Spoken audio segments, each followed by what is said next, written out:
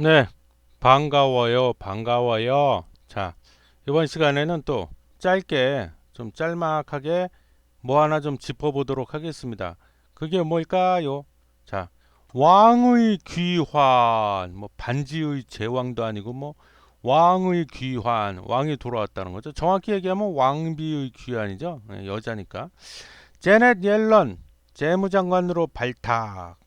제넷 옐런? 어디서 많이 듣던 이름인데, 그죠?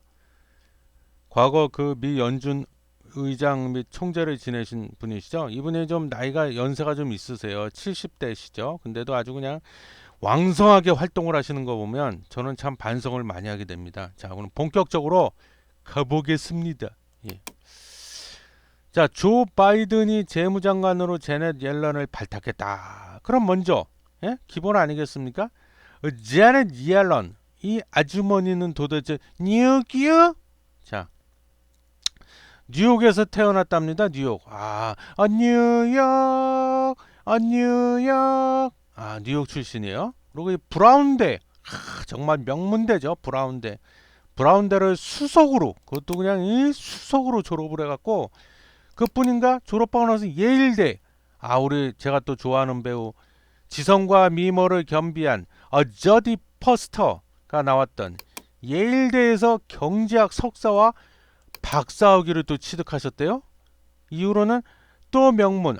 이분은 정말 정통 엘리트 코스를 다 밟으셨네. 하버드 대학 교수를 또 역임하시고요.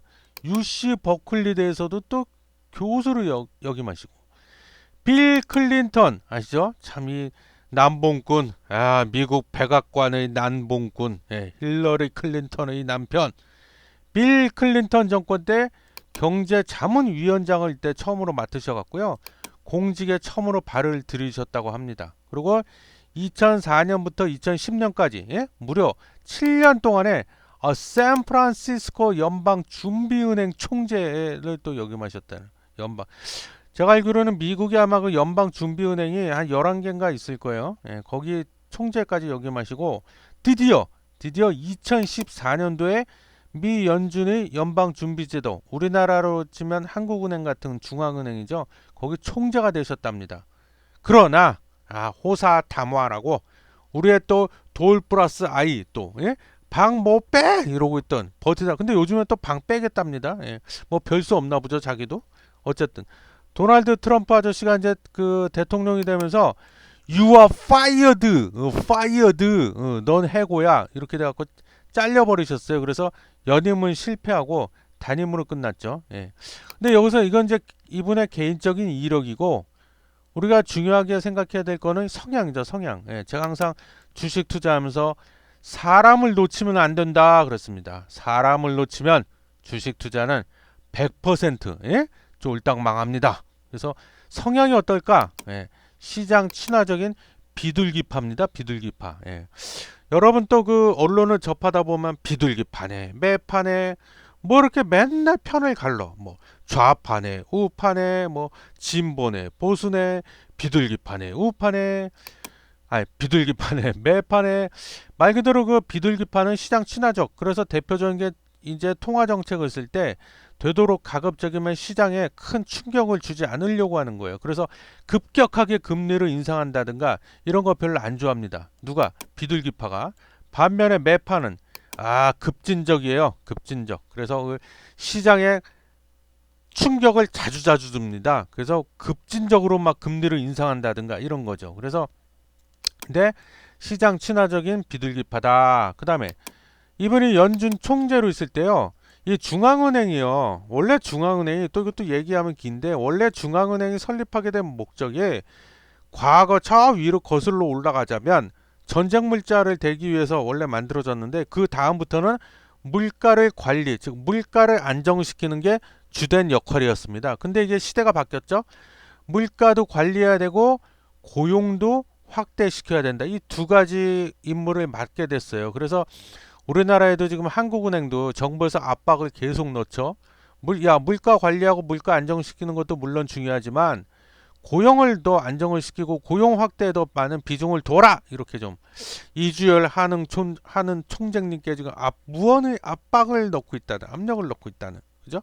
근데 이게 사실은 두 가지를 동시에 같이 이렇게 병행한다는 게 절대 이게 어떻게 보면 모순이에요, 모순. 왜 그러냐면 이 물가 안정과 고용 안정은 대척점에 서 있게 되어 있습니다. 그래서 쉬운 예로다 물가를 안정시키려면은요 금리를 조금 올려줘야 돼요. 반대로 고용을 안정시키거나 고용을 확대시키려면 반대로 거꾸로 금리를 살짝 좀 내려줘야 됩니다.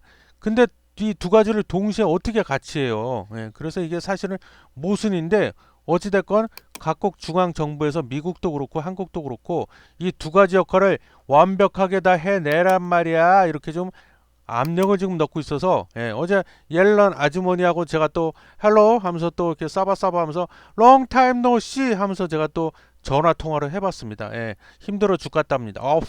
fuck you, shut up 뭐 이러면서 욕을 그렇게 되시더라고요 저한테. 예, 그래서 이분이 총재가 되고 나서 이 저금리 정책을 썼죠. 저금리 정책을 쓰고 양적 금융 완화를 처음에는 고수했습니다. 두 가지를 다 고수했어. 금리도 내리고 양적 금융 완화도 적극적으로 실시하고. 근데 이 또 양적 금융 완화 이걸 줄여서 보통 양적 완화 이렇게 많이들 얘기하는데요. 많이 들어보셨죠? 근데 이게 정확히 뭔지를 잘 몰라. 뭐냐면 그냥 어려울 거 하나도 없습니다. 양적 금융 완화, 즉 양적 완화라 함은 중앙은행이요. 기존에는 정부에서 발행한 국채, 국고채를 사들이는 역할을 주로 했어요. 근데 여기에서 2008년도에 미국에서 금융 위기가 터지면서 야 국채만 사들여 갖고는 안 되겠다 그래갖고 MBS 즉 모기지 담보부 증권 이게 뭐냐면 이제 우리가 그 집을 사잖아요. 집을 사려면 제 돈 갖고 사는 사람이 뭐 펜트하우스에 사는 사람 몇 빼고는 뭐 거의 없지 않습니까? 그럼 뭐요? 은행에 가서 대출을 받아. 이걸 우리가 주택담보대출이라고 하잖아요. 그러면 은행은 돈을 주택을 담보로 잡고 돈을 빌려줬죠? 그러면 채권이 생겨. 그 채권을 MBS 모기지 담보부 증권이라고 한다 이렇게 이해하시면 돼요. 그래서 MBS 그 다음에 또 ABS 자산 유동화 증권 이거 좀 용어가 어렵기 때문에 나중에 또 제가 차근차근 더 설명드릴게요. MBS, ABS 미국의 국채 그리고 심지어는 시중은행, 상업은행에다가 아예 돈을 꽂아줬습니다. 직접 현금 따발에 갖다 앵겨줬어 그냥 막. 이런 거를 다 통칭해서 양적 금융 완화. 왜 이렇게 했다? 돈을 어마어마하게 시중에 풀기 위해서 이렇게 한 겁니다. 예. 이거를 고수하다가 결국에는 이 그 집권 임기 말쯤으로 가면 긴축으로 돌아섰어요. 뭐냐 이제 양적 금융 완화를 좀 줄이고 저금리 정책도 약간 좀 뭐랄까 좀 완화시키고 이런 식으로 돌아섰어요. 이 아주머니께서.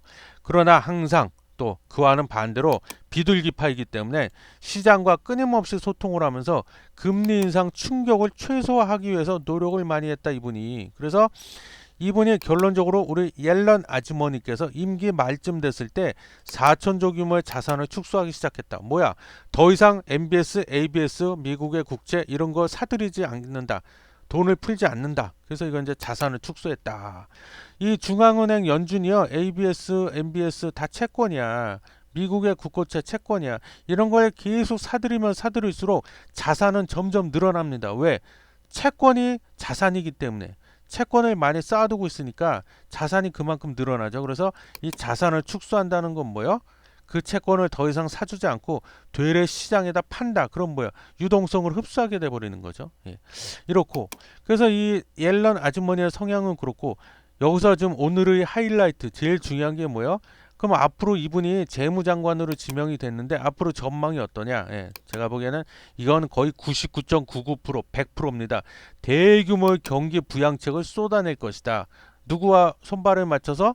우리 조 바이든 아저씨와 손발을 맞춰서 엄청난 경기 부양책을 쏟아낼 것입니다. 근데 이게 경기 부양책을 쏟아낼래도 자기 멋대로 자기 꼴린다고 막 할 수 있는 게 아닙니다. 미국은 양원제죠. 하원에서 아무리 이거를 인준을 해줘도 그 상원에서 최종 결정권을 갖고 있는 상원에서 이거를 인준 통과를 시켜줘. 즉 허락을 시켜줘야 돼요. 근데 그나마 다행인 거는 뭐냐면 다행이다?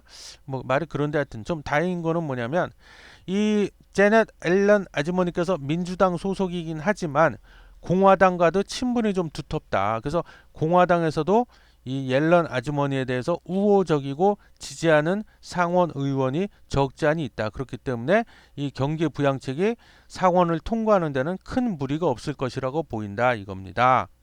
미국은 양원제죠. 예, 하원이 있고 상원이 있고 항상 가장 최종 결정권은 각 주에서 2명씩 뽑혀갖고 총 100명을 이루고 있는 상원이 결정권을 갖고 있다. 거기서 통과를 안 시켜주면 하원에서 100날 통과시켜봐야 별 의미가 없다. 이겁니다. 그래서 큰 무리는 없을 것이다. 경기부양책. 그래서 마련해서 하는 얘기인데 혹시 그 주식 투자하시는 분들은요. 이걸 아셔야 돼요.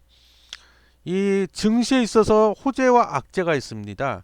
호재는 뭘까요? 물론 그 증시에 상장된 그 기업들의 실적이 분기마다 계속 꾸준히 증가해. 물론 이거 호재죠. 가장 큰 호재죠. 근데 그거 이외에도 또 다른 호재. 이게 참 모순인데 모순으로 들리시겠지만 이런 겁니다. 실물 경제가 개 박살이 나버렸다. 만약에 올해가 그렇죠. 코로나19 바이러스가 전 세계를 휩쓸었지 않습니까? 그래서 실물 경제가 박살이 났어. 그러면은 중앙은행과 정부에서 그걸 가만히 냅두겠습니까? 사람들이 국민들이 막 굶어 죽게 생겼는데 그래서 어떻게 돼요? 대규모 어마무시한 경기 부양책을 쏟아냅니다. 이게 다른 말로 하면 돈을 이빠이 풀어가지고 유동성을 공급해 주는 거예요. 그러면 이 유동성이 밀물처럼 어디로 들어간다? 증시, 증권시장과 부동산 시장 이런 데로 막 밀려 들어가게 되어 있습니다. 그러면서 M2라고 보통 부르는데 이것도 나중에 통화에 대해서 할 때 한번 자세히 털어드릴게요. 광의 통화 M2를 봐야 되는데 광의 통화량이 급격히 늘어난다.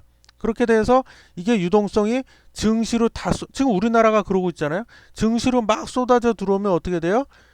버블이 만들어진다. 버블이. 지금 코스피가 어떻게 되고 있습니까? 이게 말이 됩니까? 미친 거 아닙니까? 코로나 바이러스가 지금 우리나라만 해도 하루 확진자가 뭐 300명이네 곧 조만간 1000명을 돌파할 것이네 이렇게 호들갑을 떨고 사회적 거리두기도 2단계로 격상이 되고 막 이런 난리통인데도 불구하고 코스피가 2600을 뚫어버렸어요. 예? 이게 도대체 상식적으로 이해가 돼? 이거 뭘로 어떻게 설명할 거야 이거? 그죠?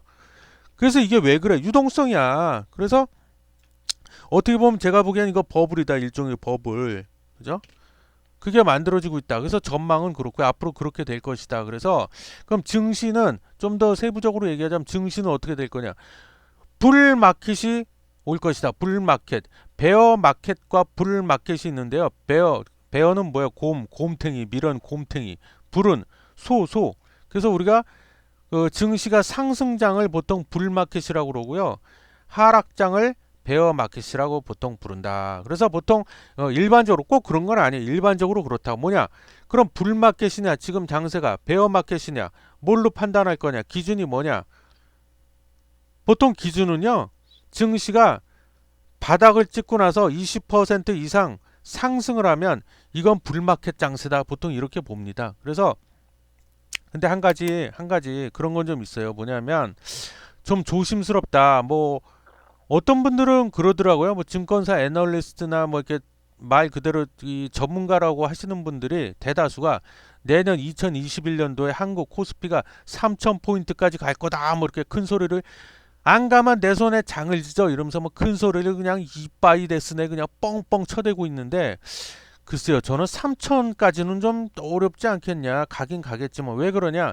과거 데이터를 보면 알 수 있습니다. 2018년도 1월 달에요.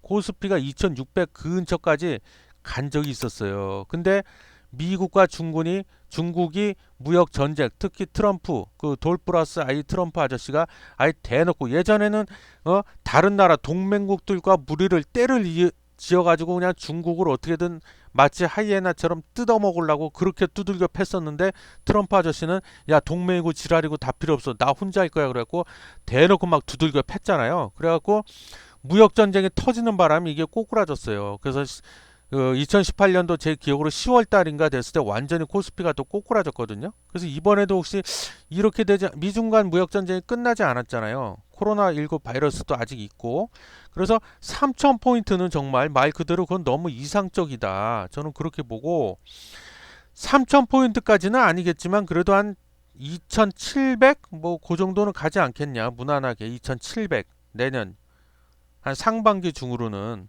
뭐 그렇게 보고 있습니다. 그래서 지금 이게 아까 그랬잖아요. 실물 경제가 박살이 나면 다시 반복할게요. 실물 경제가 박살이 나면 대규모 경기 부양책, 즉 돈을 이빠이 데스네 풀어대는데 이게 M2 광의 통화량이 막 뻥튀기 되면서 증가되면서 이 돈이 증시와 부동산으로 유입이 된다. 지금 그러고 있어. 그 증거 중에 하나가 뭐냐면 예탁금. 이건 이제 주식 투자 대기 자금이라고 그러는데 뭐냐면 이제 우리 같은 사람들이 이제 주식 사야지 하고 증권사 계좌에다 돈을 입금을 시켜 놓는 거죠. 그 대기 자금 그게 올해 11월 20날 기준으로 63조랍니다. 63조. 조만간 100조도 찍는 거 아니야 이러다가 63조.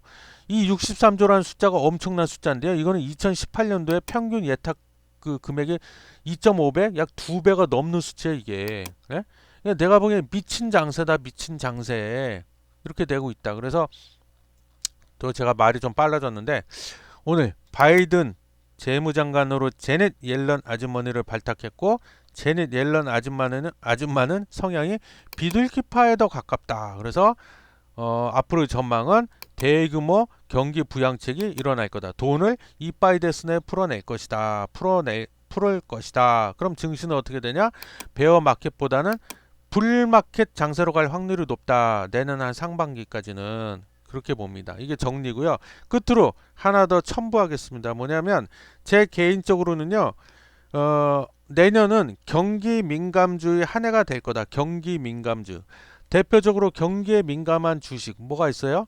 철강, 조선, 화학 이런 거, 자동차 이런 거. 그런 게 실적이 아마 국내 기업들이 많이 올라갈 것이다. 반도체 이런 거. 그래서 지금 삼성전자가 6만 원을 뚫어갖고 뭐 7만 원을 가네 마네 이러고 있잖아요. 예, 그래서 오늘은 짤막하게 우리 또 제넷 제가 개인적으로 좋아하는 어제 통화했던 제넷 옐런 아주머니가 재무장관으로 발탁이 됐기 때문에 근데 이거는 굉장히 파격적인 거거든요. 보통 전통적으로 미국의 재무장관은 주로 누가 많이 맡았냐면 월스트리트 월가 출신들이 재무장관을 많이 했었어요. 예? 근데 이분은 정통 박사 석사 학자 경제학자 출신이란 말이야. 옐런 아주머니는. 그래서 약간 좀 이례적이라는 거죠. 재무장관으로 발탁이 됐다는 게. 예, 그렇습니다. 그래서 오늘 또 이런 마침 기사가 났길래 조금이라도 도움이 되고자 하는 심정으로 털어봤습니다. 들어주셔서 고마워요. 고마워.